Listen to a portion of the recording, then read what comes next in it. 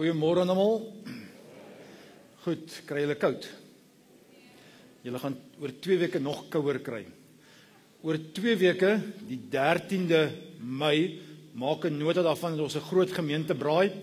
Almal bring hulle eie vleis en daar's ook 'n braaibroodjie kompetisie.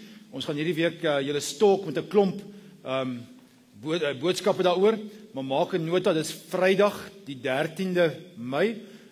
Lekker groot kuier. Is ek nou reg met 13de Mei, Annelie? Nee. 13de Mei verjaar jy, my vrou.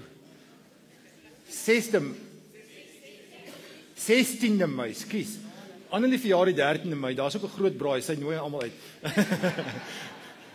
Die 16de Mei, skus, die 16de Mei. Dis oor 2 weke. Lekker groot braai. Ons gaan die voor in die braai. Jy bring jou eie vleis en jy skryf vir jou braaibroodjie in. Jy maak vir jouself braaibroodjies en dan maak jy een spesiale ene wat jy die judges moet impress. Dis die 16de. So ons sal nou meer inligting gee hierdie week. Dis nou so lekker sleg te wees en dis vakansie en ons het besluit gedink dit gaan nie van die grond af kom nie, maar kom ons maak 'n groot effort daarvan. Daar's niks funny en vreemd nie. Ons gaan sommer net kuier. Daar's niks ekstra nie. Jy kan jou eie drinkgoed saambring, jy kan jou eie vleis saambring, jou eie braaibroodjies. En as jy nou regtig ooraktief is en 3 slaaie wil maak, is jy ook welkom, maar jy hoef regtig waar jy dit te maak nie. Interessant, die mans en vrouens werk anders met braais. Mans is okay met net 'n stukkie vleis en ietsie om te drink. En as dit nou moet, dan is daar 'n stukkie brood by. Dit hoef nie eens botter op te hê nie dames nie. O nee, genade. Dis 3 slaaie en dis alles moet gedek wees. Waarvoor jy eet? In 'n geval. Vrouens, julle is ook welkom. As daar enkel lopendes is wat nou nie weet heeltemal hoe gaan hierdie ding werk nie, sy kom nou hier aan met haar of hy kom hier aan met sy vleisie. Ons sal sorg dat daar iemand is wat vir jou gaan braai. So jy hoef nie alleen te wees nie. Ons gaan van die jong seuns kry om te help daarmee, jong manne kry om te help. So moenie worry nie, jy is nie uitgesluit nie. Ons wil sommer net die aand lekker kuier. Jy is so verskriklik welkom. Goed, is julle reg so? Dankie tog, die leeu's het nie verloor nie, want hulle het nie gespeel nie. So ek is baie dankbaar daaroor. Dis min wat dit gebeur, maar as 'n afnaweek vir almal. En ek dink Ferrari het dan 3de plek gisterand met die sprintreis gekry, het ek reg gekyk? Ek dink so, dit was deur mekaar reis geweest, maar vanaand kyk ons Miami. Goed, almal rustig. Kom ons maak oogies toe. Here, aan U kom die lof en die eer toe. U is die God wat ons in die holte van die hand hou. U is die God wat met verskillende paaie met ons loop, dikwels ompaaie. Here, ons bid dat U by ons sal wees elke moment van die dag. Hou ons verstrook styf vas, Here.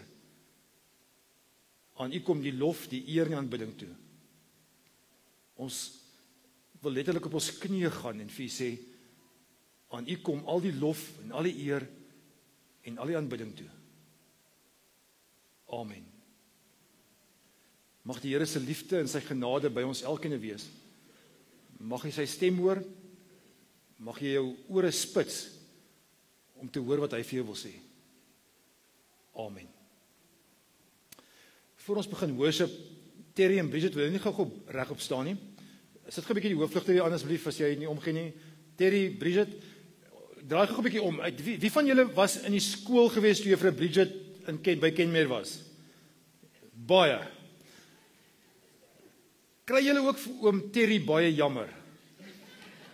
Hulle was gister 50 jaar getroud. Kom ons gee vir hulle 'n groot lekker hande klap. Baie geluk vir julle twee. Mag die Here julle regtig waar wonderlik seën in die volgende paar jare in julle lewe ook. Mag die Here regtig waar wonderlik by julle wees. Baie geluk. Dis 'n groot voorbeeld vir elkeen van ons. Is daar nog mense wat 50 jaar getroud is? Steek gou jou hand op. Drie julle en Johan hulle nog. Robbie julle. Genade, hier's 'n klomp ouens wat lank getroud is, hè. Dank, sterkte man, sterkte. Goed, kom ons worship sommer lekker hartlik saam. Kom ons staan.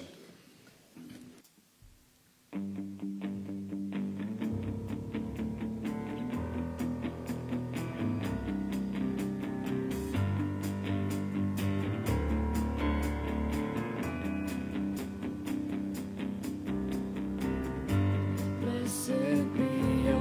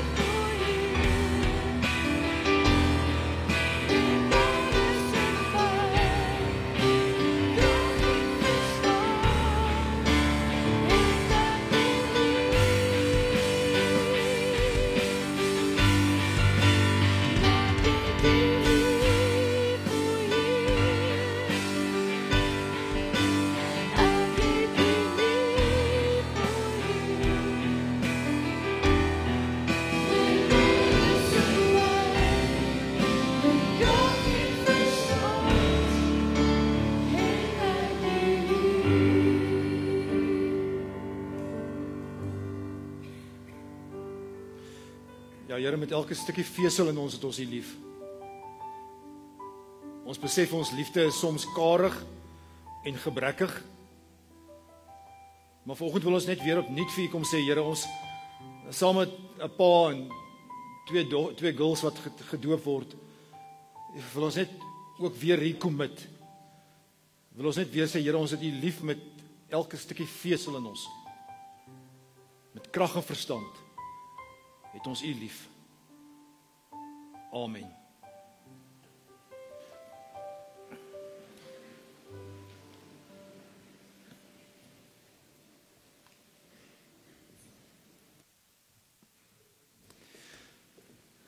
Jy is so welkom hier ook nou te dank en te loof met jou offergawes. Daar is nog geleentheid vir offergawes.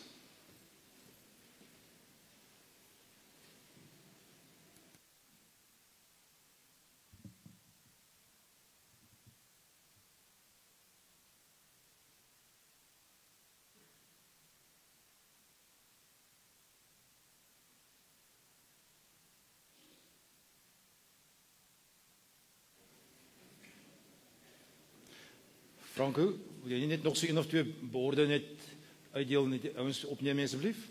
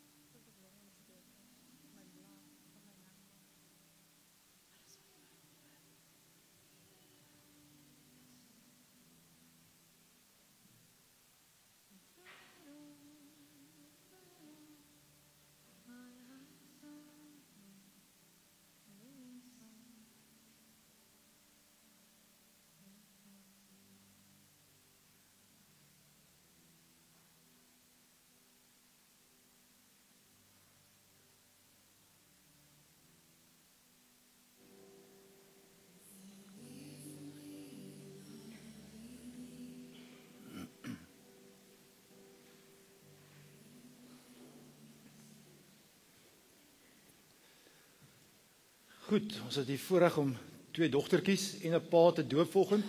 Ek wil vra dat hulle voorstel kom staan asseblief. Justin en Mia, ek weet nie of Katrein nie saamkom nou nie. Dis die sussie. En klein Lara kom ook sommer saam. Goed. En dan Justin en Nikita, weet nie waar sit julle nou nie? Justin en Nikita. En ja, en klein Milanay.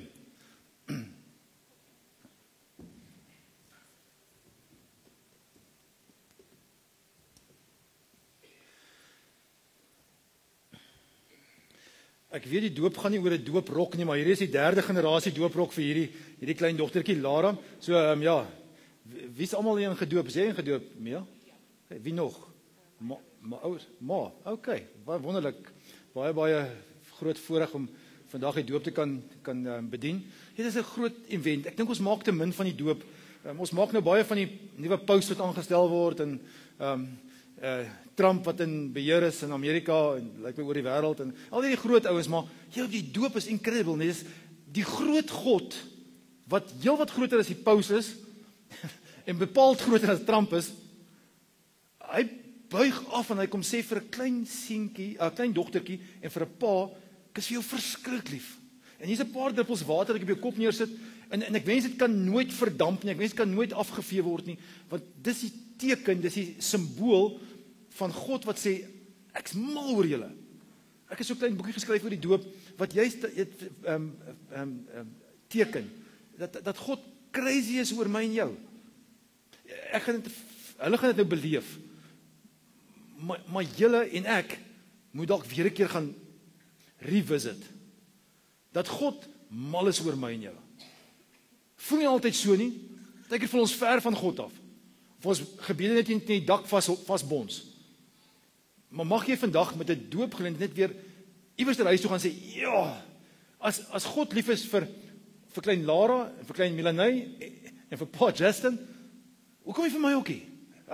Hy's mal oor julle. Maar vir julle, dis 'n incredible voorreg om die 2 girls en vir jou te kan doop, Justin. Julle ander is reeds gedoop, julle het al klaar hierdie liefde ervaar, hierdie seën van die Here ervaar. En die Here, die NG Kerk doop nie kinders nie. Ek weet nie wie dit dink nie, en dit staan nêrens in enige van die kerkregtelike dokumente in die kerk nie. Ons doop nie kinders nie. Ons doop kinders van gelowige ouers. En daar's 'n reuse verskil. Dit beteken, ma's en pa's, julle het 'n groot responsibility, verantwoordelikheid, om hierdie kinders groot te maak, sodat daar 'n 4de generasie trourok sal wees, en 'n 2de generasie trou, sodat hulle kan weet, hulle behoort aan die Here, en hulle gaan dit doen. So daarom moet ek vra vir julle as ouers 3 vrae. Nommer 1, julle gaan die voorbeeld wees, soos julle saak met die Here reg. Nie perfek nie, maar as julle in die regte direction, nie perfection nie, maar direction. Nommer 2, sal julle die Bybel gebruik om julle kleintjies groot te maak, en vraag nommer 3, sal julle graag julle kleintjies so groot maak, dat hulle eventually ook hier voor gaan staan en sê, ek is lief vir die Jesus, ek wil elke dag om so mee dien. So ek gaan nou by julle begin, Justin en Nikita, wat is hard op julle antwoord? Ja. Goed, by julle Justin en Mia? Ja. Goed, kom ek begin nou by pa en dogter. Staan julle 2 gou nader en dis so oomiekie. Justin, ek doop jou dan in die naam van die Vader en van die Seun en van die Heilige Gees. En omdat jy nou gedoop is, wil ek hê jy moet vir klein Melanie vashou. Mans, kan ek sommer so ietsie vir julle sê? Vir ons sê? Ons is die geestelike leiers in die huis. En is nie omdat ek dit self uitdink of omdat een of ander prediker of leuke prediker het verkondig nie. Maar toe God kies om homself uit te druk as 'n mens, het hy hom as 'n pa, 'n vader uitgedruk. Manne, ons moet ons plek kry, daarom in jou pa se arms en in die Vader se arms. Melanie, doop ek jou in die naam van die Vader en van die Seun en van die Heilige Gees. Hemelse Vader, skryf hierdie gesin se naam in die boek van die lewe, of onderstreep dit net weer, highlight dit net weer, Here, dat hulle sal besef, hulle is u sinne, en dis vir hulle ongelooflik lief. Amen. Dankie. Julle twee kanaars, Katrein, waar is jy nou? Kyk.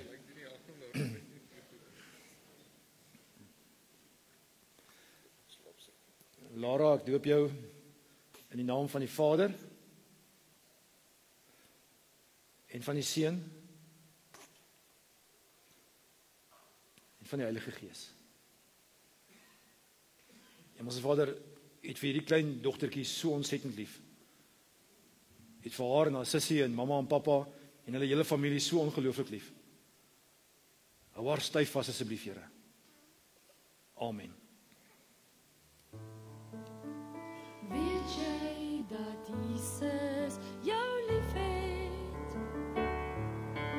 Weet jy dat hy baie van jou hou, sommer net soos jy is, want jy's kosbaar en spesiaal vir hom. Ek weet dat Jesus jou liefhet, en ek weet dat hy baie van jou hou, sommer net soos jy is, want jy's kosbaar en spesiaal vir hom.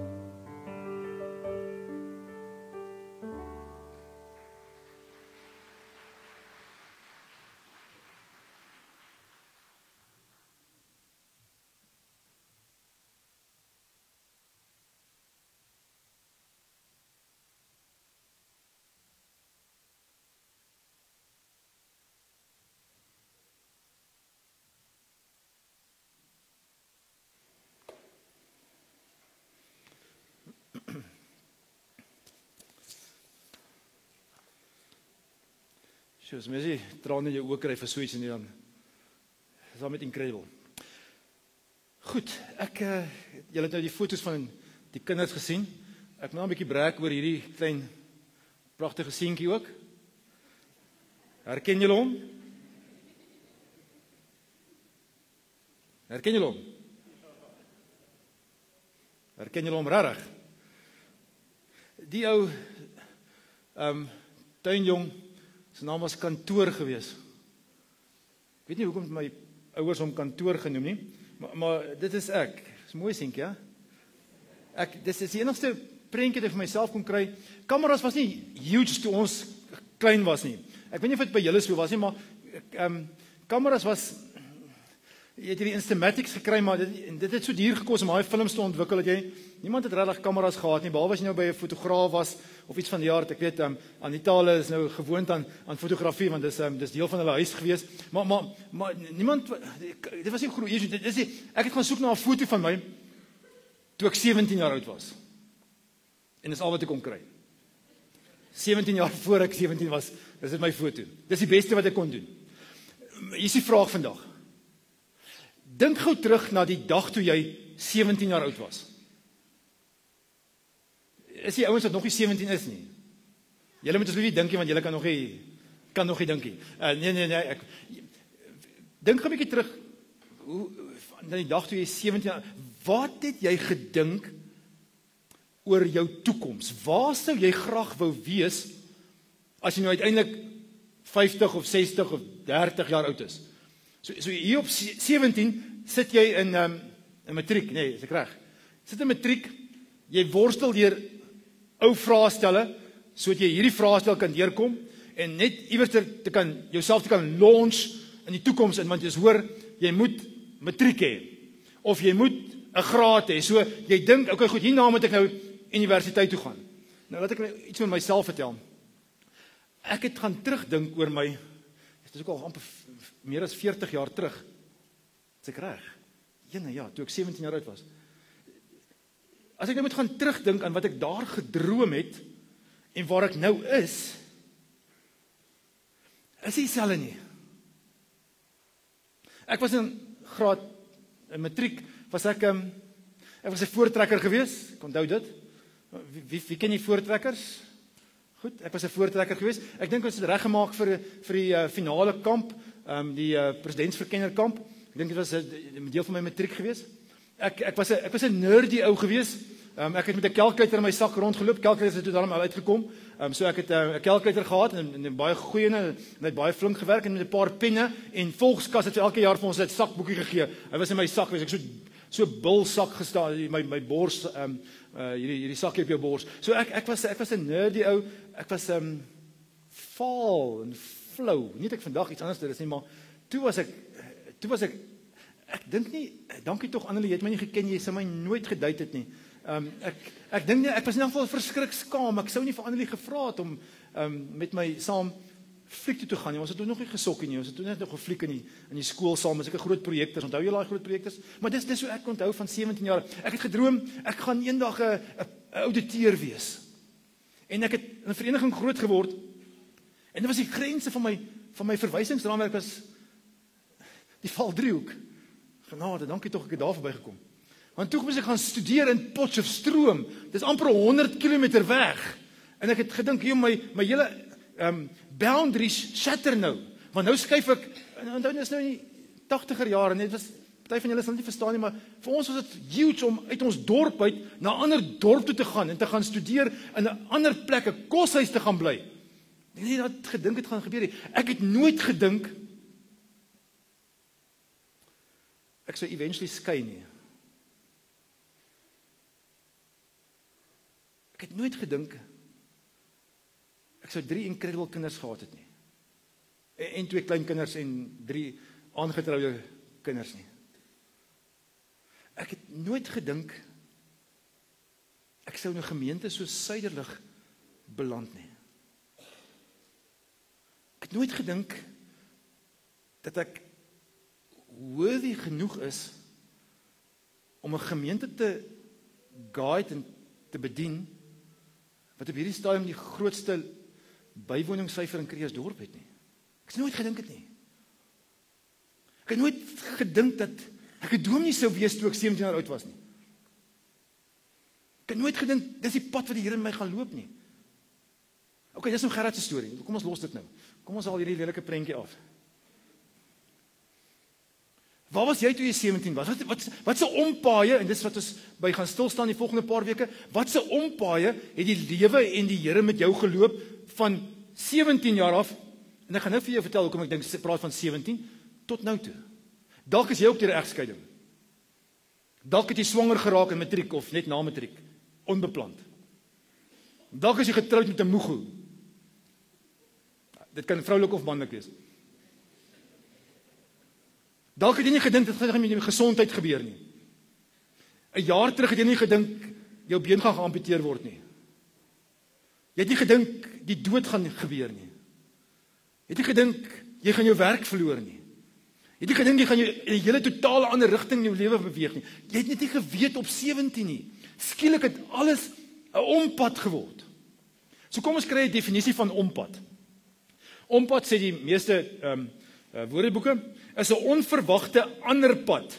En dan sê die ouens dis gewoonlik 'n langer en 'n ongemakliker pad. Dis nie die smooth sailing wat jy gedog het 17 en nou word ek 32 en nooit gedink dit gaan met my gebeur nie. Ek dink dis het gaan gebeur en skielik het die paaie deur mekaar geraak. So ek wil hê ons moet vanoggend die term ompad, detour, so 'n bietjie herdefinieer. Sê nou maar net dat die definisie vir 'n ompad is 'n verandering in ons planne wat God gebruik om ons karakter en ons vermoëns te ontwikkel sodat ons by sy bestemming kan uitkom. Sê nou maar dit wat jy beplan het, ons sê dit in 'n mooi Afrikaanse spreekwoord, ons wik mag God beskik. Sê nou maar ons is in God se hande en hy is besig met ons om 'n pad met ons te loop, om ons vermoëns en ons talente en ons dit wat binne ons is te ontwikkel sodat ons kan kom waar hy wil hê ons moet, nie waar ek en jy wil wees nie, waar hy wil hê moet ons moet wees. En toe gaan pop hierdie karakter op in die Bybel en ons gaan die volgende 5 weke by hom stil staan. En sy naam is Josef. 14 hoofstukke in die Bybel word afgestaan om Genesis 37 tot Genesis 50. Meer as wat Adam en Eva kry. Meer airtime. Meer airtime as wat Abraham kry, as wat Isak kry, as wat Jakob kry. Al ou in die Ou Testament wat meer airtime kry oor is Dawid. 14 hoofstukke word daar in die fynste detail geskryf oor 'n ou wat ompaaie geloop het. Baie. Ons gaan hulle so een vir een uitpak. So kom ons begin by hoofstuk 37 vers 2. Josef was nog jonk, 17. toe hy kleinvee opgepas het. Hierdie jong chokkertjie, alhoewel jy sal nie vir 'n tienerseun vandag sê hy's 'n jong chokkertjie nie, maar hierdie jong chokkertjie wat beeste oppas, kleinvee oppas, nie groot nie, kleinvee, wat kleinvee oppas. Saam met sy broers, die seuns van Billa en Silpa, sy pa se vrouens. Okay. Ons lees dit vinnig by hierdie goed verby. Hierdie jong ouetjie met seker drome, hy het seker sterre in sy oë gehad. As ons dit lees, dan lyk dit my hy was eintlik 'n arrogante klein helletjie. Ek sal nou meer daaroor gesels. Met sterre in sy oë wat sy pa se kleinvee oppas, 'n goeie job het, 'n paar bietjie sakgeld verdien. Maar hy is die produk van 'n gesin waar daar 4 vrouens was. 12 seuns. Maar 4 vrouens. Waarvan hierdie 2 susters was. Ons praat oor messed up families. Hier's eene. Ons dink ons is erg. Dis al in die Bybelse tyd so. 4 vrouens. Dink dit bietjie die chaos in daai huis. Mans, ons smile all the way. Vrouens, die rusie, jaloesie, stryd, wie maak die lekkerste kos? Wie maak die voorgereg? Wie maak die nagereg? Dink jouself dit in. 2 is nogal sissies. Dit klink weird. Al is dit in daai tyd redelik algemeen geweest, hierdie klink weird. Die gemors is hierdie boeties, hierdie 12 boeties kom nie mekaar oor die weg nie. Die heel jong seentjie Benjamin, hy word in doeke in watte toegedraai. Die ander 11, 10, die ouer boeties van Josef, wel hulle het ook maar 'n risie onder mekaar. Maar daar's 'n risie nie net as gevolg van die feit dat daar 4 vrouens is nie. Dis ook oor die volgende vers. Josef het slegte stories oor sy broers by hulle aangedra. Regtig is kinderbek. Ek sien sommer hierdie klein, 17 jaar is nie meer klein nie. Hierdie mannetjie wat rond hulle sê, pa, kom vertel ek vir jou. Het jy gesien wat doen Ruben? Pa, julle hoor net hierdie klein kinderbek? En daar's nie ander woord daarvoor nie. Ekskuus as ek nou 'n bietjie op tone trap en 'n bietjie kras is. Maar die pa was nie onskuldig nie. Van al sy seuns was Israel die pa die liefste vir Josef. Die seun wat in sy ouderdom gebore is. Bedoelende hy was ou oom. En daarom het hy vir Josef lang klere met moue gemaak. As jy in die Hebreëus gaan lees, dan is ons nie seker of die woord wat hulle vertaal met moue eintlik beteken jy met baie kleure nie. Daar's verskillende vertalingsmoontlikhede. Dit maak nie regtig saak nie. Dit beteken hierdie ouetjie word voorgetrek. Hy is die witbroodjie. Of hy op daai stadium met jy klere gedra, het so gelyk. Jy het jou klere gedra, so 'n rokkerige ding, maar het jy 'n oorjas gekry. Wat eintlik maar so reghoekige stuk materiaal was met 'n gat in die middel wat jou kop inkom en dan trek jy hom aan jou oor jou soos 'n poncho en jy sit 'n beld om. En dis jou warm klere. Nie Josef se nie. Syne is van daar tot daar met moue of met kleure, maak nie saak hoe ons die vertaling nie, aan een geweef. Man, dis nie asof die boeties se klere word by Pep Stores en Mr Price gekoop en syne by Edgars en Woolies nie. Dis nie daai onderskeid nie. Die onderskeid is regtig waar. Kinders se klere kry ons by die klerebank by die skool verniet en boetie Josef nou Gucci, Versace, dis hierdie grand plekke waar dis daai reuse sprong. Is net sommer net een of ander dis 'n reuse sprong. En wat is die boetie se reaksie? Toe sy broers sien dat hulle pa vir Josef liewer het as vir enige van hulle, het hulle 'n afkeer van Josef gekry en het hulle niks goeds oor hom gesê nie. Hulle het hom gehaat, staan daar in 'n Engelse vertaling. Met 'n passie. Hulle het nie van hierdie boetie gehou nie. So vir julle wat gedoop het, geen witbroodjies nie asseblief. Op 'n keer, picture yourself, hulle sit aan die ontbyttafel, 12 boeties, ma en pa, en hier staan Josef op. Josef het gedroom en het vir sy broers vertel. Daarna was hulle afkeer van hom nog groter. Hy het vir hulle gesê, los nou eers julle cornflakes, ek wil met julle gesels. Los die beskuit en die oats, ek wil met julle gesels. Luister na die droom wat ek gehad het. Ons was op die land besig om gerwe te bind en skielik staan my gerf regop en julle gerwe gaan staan daar rondom en hulle buig voor myne. Ja, arrogante klein helletjie. Daar's 'n sterker woord, maar ek vind dit nou gebruik nie.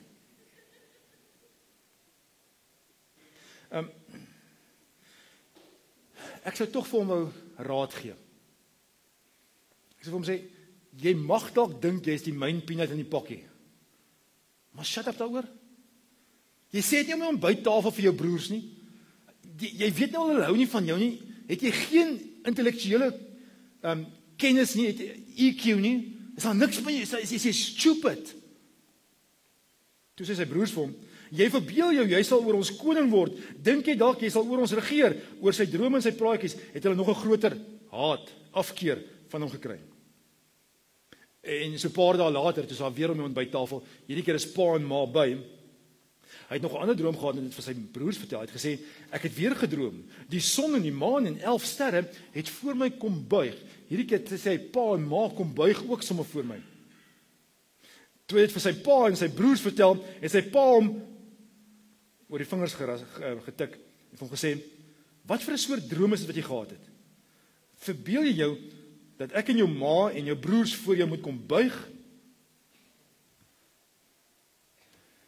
En hier is die scene geset vir Josef se eerste ompad. Hierso kry ons die eerste keer, kry ons die prentjie van, my ou, jou lewe gaan val. Ek weet nie vir wie is hierdie volgende woorde nie, maar dit is belangrik. Sodra mens groot kop kry, moet jy weet, jou eerste ompad is waarskynlik naby.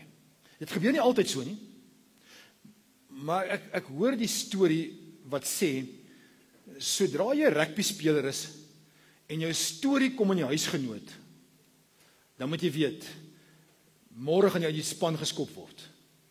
Iewers te gaan jy net jou kop te groot word, en jy gaan dit iewers nie maak nie. En dit gebeur male sonder tal. Ek is besig ek lief dit om biografieë te lees. Ek is besig om die biografie van Koos Becker te lees, die ou wat Mnet en MTN en M-Web en Babylon Toren en hy mag hom is 'n miljardêr. En hy skryf in sy boek, dis gedurig sodra ek on top of the world voel, as ek voel maar ek het al hierdie companies gestig en gekoop, dat my volgende deal totaal en al misluk. $120 miljoen skielik weg. En moet hy bieg. Partykeer is my kop net te groot en praat hy soos Josef. Partykeer moet ek net terugkom aarde toe. So wat gebeur volgende? Die pa sê, Josef, jy moet asseblief na jou boeties toe gaan. Gaan kyk wat doen hulle. Hulle pas vee op 'n ander plek op en hier travel hy 100 kilometer moet hy travel Dothan toe. Maar hulle het hom al van ver af gesien en voor hy by hulle gekom het hulle ooreengekom, beraadslag om hom dood te maak. So die boeties sien, aha, hier kom hy is 100 km weg van pa af, dis dan 4-5 dae se travel, so daar's nie 'n manier dat pa het gou gaan agterkom nie, kom ons kill hom. Want hy het gesê in die begin van die Messi gesinne, kom jy agter hoe die mekaar is hierdie gesin? Hulle het naamlik vir mekaar gesê, kyk, daar kom 'n dromer aan, kom ons maak hom dood en gooi hom in 'n put. Ons kan sê, roofdier het hom opgevreet of so iets, dan sal ons sien wat word van sy drome. Ruben het gesê, een van sy ouer boeties, moenie moord pleeg nie. Gooi hom liewer in hierdie put, hier in die veld. Moenie sy lewe neem nie. Ruben het dit gesê, sodat hy vir Josef kon red, en hom na sy pa toe kon terugstuur. So Ruben is daarom so 'n bietjie aan sy kant, gooi hom in die put, en dan sal ek hom later kom uithaal en hom terugstuur. Josef het skaars vir sy broers aangekom, of hulle, die Hebreërs sê, hulle pluk sy jas, daai met die moue, of sonder moue, met die klere, wat hy aangehad het, en vat hom en gooi hom in die put. Dit was 'n droë put sonder water, beteken, dis seer daaronder, daar's klippe, So hy beland nie plonks in water nie. Hy beland bruised en seer onder in 'n droë put.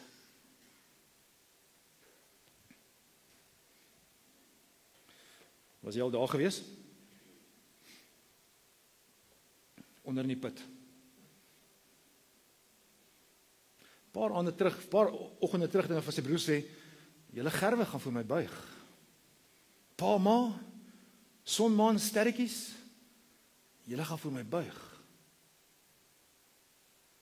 Ek wonder wat het in sy gedagtes aangegaan daaronder in die put.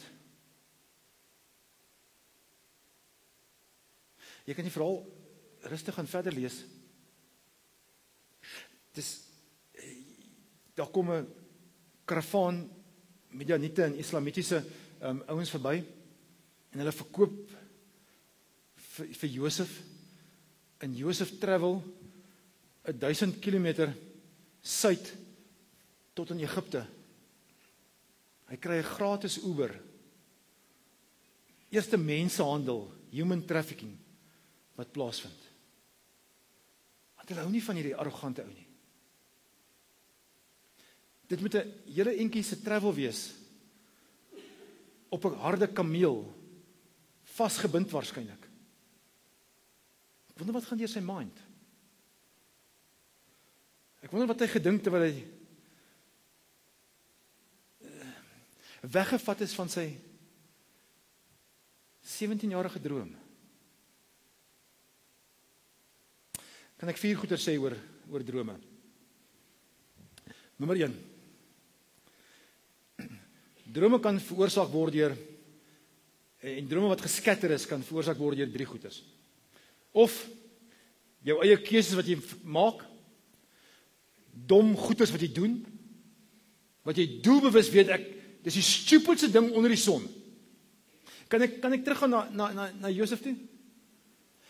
As jy nou weer gaan lees, sy broers kan geblameer word en omstandighede, maar iewers tussen die eerste paar verse in Genesis 37, moet ons agterkom, maar Josef was nou nie dood onskuldig gewees nie, nee. Josef was dan regtig ware arrogante, opgeblaase jongman. Maas en paas, julle sal nou weet waarvan ek praat. En ek hoop nie my kinders hoor te veel nie. Maar as seuns so tussen 18 en 28 is, hemel dan sal hulle ons wys. Hulle weet ons nou alles. Hulle begin al jonger, maar seentjies is bietjie later, dogtertjies is bietjie vroeër, maar dan weet jy mos nou niks meer nie. En jy wil regtig waar sommer die vuis slaan, want jy voel maar, shut up, ek is die ouer.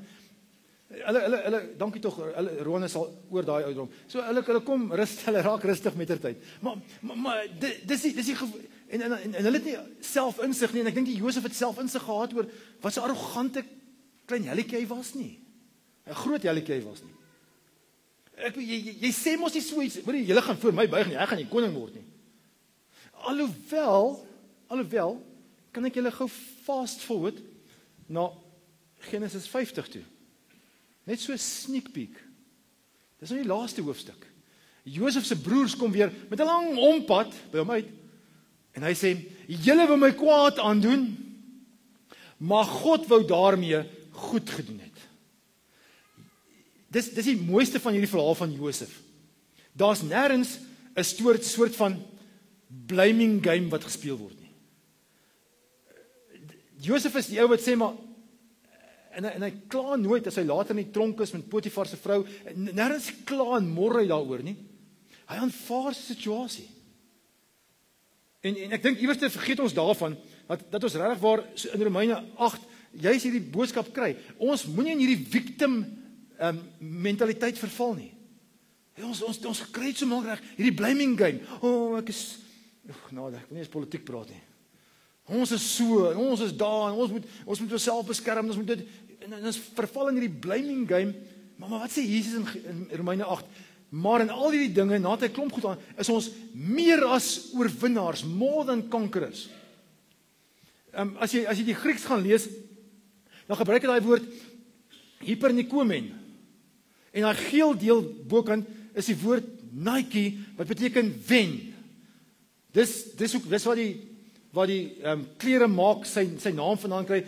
Nike beteken oorwinning, wen. Ons is meer as oorwinnaars. Daai eerste is oper.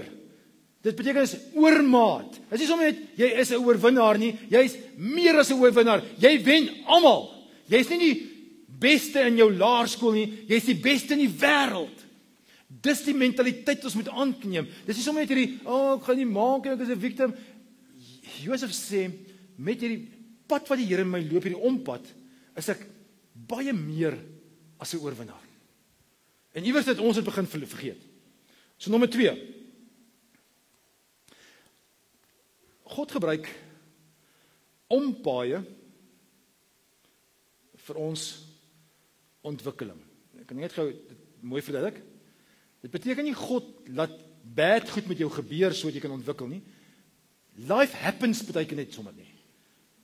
En daai draaie wat die lewe baie keer met jou maak as gevolg van jou keuses, ander mense se keuses, whatever, maak dat jy sterker kan behoort te wees en geleer word hoe om jou vermoëns te kan gebruik. Wat was Josef se vermoë gewees? Hy het gedroom. Hou dit vas. Want wat gaan maak dat hy eventually nommer 2 in die wêreld word na die farao? Sy drome as hy in die tronk is. Maar iewers dat hy sy vermoëns verloor dalk het hy opgehou droom in hierdie tyd. En God is besig om hierdie pad stadig, maar seker met hom te loop. Daar's 2 goeders met jou gebeur. Jy kan leef in gemak of jy kan kies om te groei. Die 2 gebeur nie sonder mekaar nie. Dis baie selde dat jy groei terwyl jy 'n lazy boy is, behalwe in jou omtrek. Dis moeilike goeders hierdie ouens. Maar ek moes uit vereniging uit wegkom om in Potch agter te kom, maar wag, die Here het 'n ander pad met my. Om Pretoria toe te gaan en daar te gaan swat. Om in Kreeusdorp te beland en te weet, hierso kan ek gebeur, by 'n kerkie te kom waar daar op 'n Sondag 30, 40 mense in die kerk was en vandag is ons 400, 500 mense in die kerk. Dit is die Here moet, dit is nie altyd ongemaklik nie. Jy moet besluite neem, maar dis wat gebeur as jy groei, as jy moet jou gemaksone verlaat. En as jy dit nie doen nie, dan gebeur dit met jou. En ander ouens doen dit dalk vir jou. Of anderster, gaan jy doodgewoon stagneer. Ompaaie, nommer 3, lei ons dikwels na bestemmings toe, waar jy nie anders sou gaan as dit nie daarvoor was nie. Not easy. Josef sou nooit daai 1000 kilometer free Uber ride gekry het en by 'n nuwe land uitgekom het nie. Hy sou teruggekom het na Hebron toe waar hy gebly het. Teruggekom van Dothan waar sy broers groete boodskapie van pa gekry het en teruggekom het in sy huis gebly het en mamma sou vir hom nog 'n jassie gekoop het. So sy kleertjies vir hom uitgesit het. Sy skoentjies skoon gemaak het. Sy gesê het, "Boetie, jou tandjies is nog nie geborsel nie. Al is jy nou 45, kom aan, Boetie." Maar hy moes op 'n pad loop wat nie gemaklik was nie. Maar om eventually te kom by Genesis 50, waar die Here vir hom sê, "Jy wag 'n bietjie. Jy's tweede in charge, so jou broers en daai hele strook, daai hele wat ons vandag ken as Israel, gered kan word van 'n hongersnood. Omdat jou drome voorsiening gemaak het vir 'n droogte." Was die ompad vir hom lekker?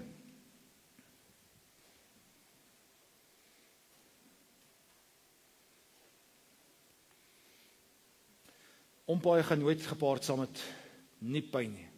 Dis hoekom dit so sleg is. John Maxwell skryf 'n boekie, hy sê, ons het uphill drome, maar downhill gewoontes. Ons wil daar uitkom. Maar ons gewoontes is, sit rustig agteroor. hande gevou. Gaan maar net aan soos wat jy aangaan. As ek nou baie eenvoudig gaan stel, ek weet ek moet maarder word. Net nie dieet nie, net nie oefenprogramme nie. Ek weet ek moet gesonder leef. Moet net nie vir my sê ek moet nou iewerster gaan begin oefen nie. Moet net nie vir my sê ek moet, hoor julle hoe moeilik is dit? Is dit maklik? No ways. Die makliker is om te sit agteroor te sê, ag nee wat, ek is dood happy met waar ek is. Suiderlig, Gerard, ek sluit myself 100% in, en die besoekers, almal wat vandag hier is. Die Here is nog nie klaar met ons nie. Ek weet nie waar trek jy met jou ouderdom nie. Dalk is jy aan die ander kant van 60, dalk is jy jong aan die ander kant van 30. Maak nie saak nie. Die Here is nie klaar met ons nie. Dit wat hy vir jou kom gee het op 17 jaar wat jy gedroom het dalk nie gewerk soos wat dit is nie, maar God neem jou na 'n plek toe wat beter is as wat jy was. Nie noodwendig jou drome nie. Nie jou speserye nie. Dalk nuwe smake. Dalk nuwe invalshoeke. Dalk nuwe geleenthede. Alles waarskynlik saam met pyn en seer kry. Bepaald ongemak. Ek wens ek kon sê, ouens, die Here vat jou van hier na hier en 'n smooth sailing. En dalk hier en daar 'n afdraai paadjie wat jy vat of wat ander mense oor jou vat, maar dis nie die waarheid nie. Daar's eintlik geen van my 17-jarige drome wat op my 60-jarige lewe van toepassing is nie. Ja, daar's hier en daar glimpses. Maar mag ek dit weer vir jou sê?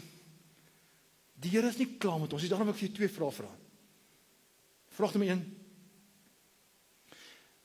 As jy nou nie op 'n tyd is wat woelig is nie, deurmekaar is nie. Dink 'n bietjie terug aan die tye wat jy ompaaie moes loop, waar jy deur seer moes gaan en dalk is dit nou so. Wat sou jy leer na vandag se preek? Wat sou jy leer uit Josef se storie oor daai ompaaie wat die Here met jou geloop het? En vraag nommer 2. Sê nou maar net jy verander jou lens, jou bril. En jy sien ompaaie nie as nee, dit gaan nie werk nie, maar as nuwe geleenthede wat die Here op jou pad kom plaas. Sien nou maar jy sien die Weskaap as jou nuwe toekoms. En alhoewel julle Kreersdorp baie gaan ek weet nie, dalk gaan julle dit nie so erg mis nie, Pieter. Maar die Here het 'n nuwe pad wat hy vir julle laat loop. JP, die Here het 'n nuwe pad met jou gaan laat loop. Al gaan dit hierdie keer in 'n rolstoel dalk wees. Die Here het 'n ander pad met julle loop met klein Lara en met Milanay. Maar die Here is nooit klaar met ons nie. Hy skud nooit sy hande af en sê, ag, kan ek nou myself aan nie. Jy wou mos nou arrogant wees nie, Josef.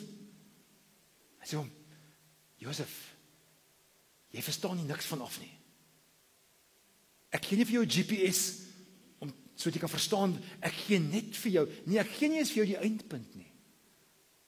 As Josef maar net van hoofstuk 37 kon fast forward na hoofstuk 50 toe, sou sy lewe dalk in die put makliker gewees het. OK, ek suffer nou hierdie Here, maar ek weet ek gaan met daai uitbring. Ons weet nie wat die eindpunt is nie. Maar die Here is nie klaar met ons nie. Never. Never. Here, ons is meer as oorwinnaars.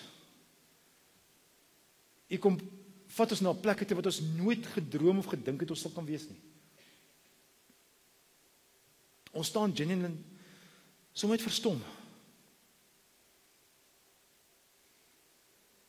En as ons nou hierdie laaste song gaan sing wat gaan oor openbaring en wat dit dan gaan wees, die finale revelation, dan kan ons dit ook nie verstaan nie. Ons sien daar's 'n laaste boek in die Bybel wat se naam Openbaring is, maar ons verstaan nie heeltemal die pad soontoe ook heeltemal nie, Here. Geensins. Ons verstaan nie eens die bestemming nie, wat is nog van die pad? Ons weet die pad soontoe is nie gekarteer nie. Daar's nie 'n map studio wat in ons hand gedruk word en gesê word hier is die paadjie nie. Maar Here, ons kies vanoggend om ons hand in u hand te sit.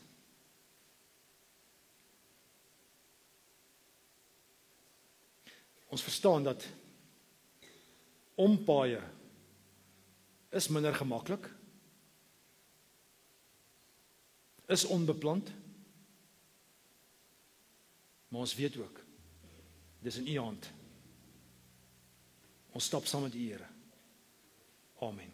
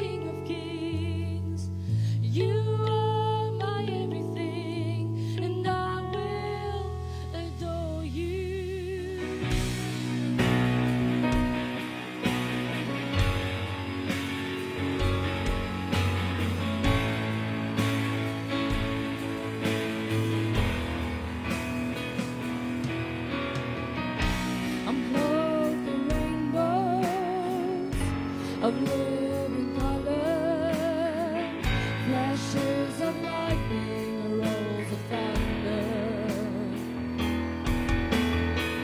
Blessing and honor, strength and glory and power be to you, the only wise King. Holy, holy, holy is the Lord God.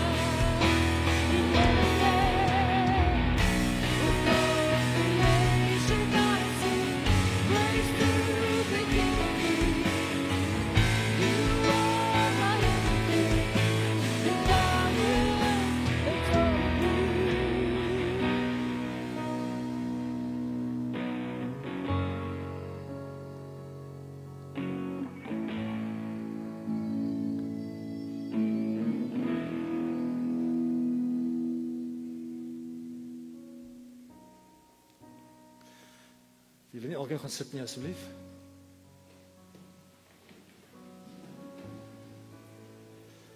Ek sou eintlik wil gehad het ons moet almal kniel, maar kom ons bly so net terwyl ons sit. Wil ek die seën uitspreek en ek wil hê jy moet bly sit om 'n teken van sommer net voor die Here kniel, voor die Here buig. Want die God wat ons nou gehoor gesing het, die lam wat geslag is vir my en vir jou, is dieselfde God wat met Josef 'n pad geloop het deur 'n klomp ompaaie. En ook saam met jou wil gaan. En dalk kom jy uit 'n ompad uit. Dalk is jy op hierdie stadium midde in dit. Of dalk is jy op pad soontoe. Maar mag die Here se genade en sy liefde jou vergesel. Hy is nie klaar met jou nie. He's not done with you. En laasweek se tema, jy's 'n nuwe skepping, 'n new creation. En hy wil met jou nuwe creations create. Mag die Here saam met jou gaan. Amen. Filled with wonder, awestruck one.